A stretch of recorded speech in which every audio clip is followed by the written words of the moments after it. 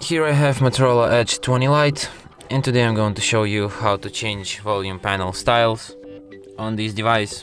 So to do this, now I have this default volume style, but to change its style you have to download this Volume Styles app from the Play Store, then tap Start, grant accessibility permissions, and now you can select other volume panel style. For example, you have this RGB one, One UI, iOS, no, not Color OS.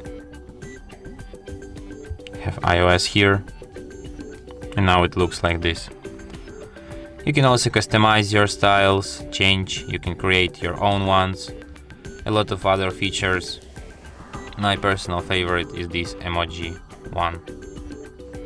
Just look at it. And that's it.